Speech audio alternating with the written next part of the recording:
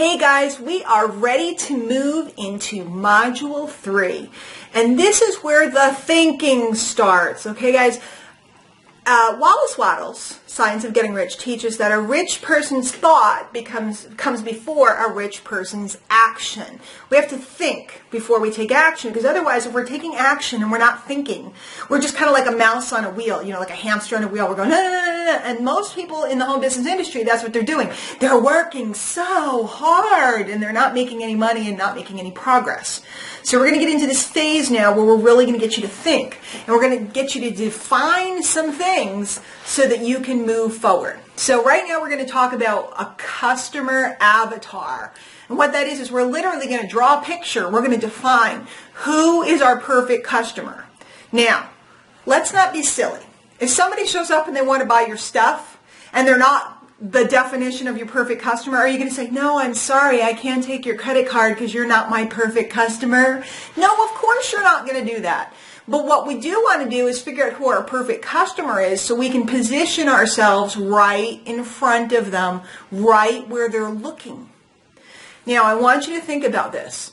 There is not one of you that is coming to this seminar or that participates in my protege program, which is an advanced coaching program, that I had to sell, convince, cajole, call, or I didn't have to do any of that. You all voluntarily, happily, and gladly skipped over to me and said, please include me. Please let me pay you. And that's what your life can be like and your business can be like when you're positioned correctly. I put myself right in front of you, exactly where you were looking. I had a solution for you, and ka-ching, you wanted to buy it. And that's what I do all day. I'm turning on my computers over here. That's what I do all day is I take orders from people that I've positioned myself in front of. I know exactly who I'm looking for, exactly what their problems are, exactly what they're typing into Google, and exactly what they want to buy. So, here's what I want you to do. You're going to grab in your notebook, because I know by now you have a notebook for this, right?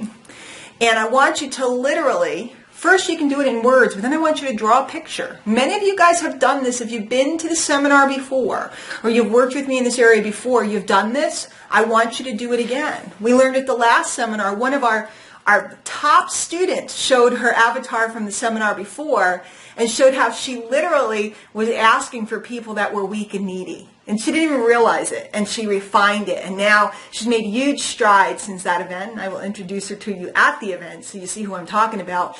But she looked back at her avatar and she realized, oh gosh, who I thought I wanted was really not who I wanted at all. So I want you to think about this.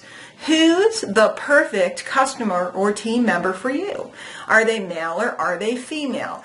Are they in their 20s, 30s, 40s, 50s, 60s, 70s, 80s? Where do they live if geography comes into play? What are they into? What are their problems? What are their dilemmas? What are they searching for? And what makes them happy? Okay? You want to know this person inside out, upside down. The average marketer that I meet and I talk to, the first thing I ask is, who are you looking for? And they instantly, I ask them, what are you selling? They can't answer the question. What do you do? They can't answer the question. Who's your perfect prospect? They can't answer the question. You can't find someone if you don't know what they look like and you don't know where they are. And we're going to do an example at the seminar, which I always do, and everybody loves it. That is a fun example that will show you exactly how goofy most people that are working a home business are and why they're wandering around on the streets just trying to get anybody and everybody. They come across desperate, they come across needy, and it's not attractive. And therefore, they're not pulling people towards them like a magnet.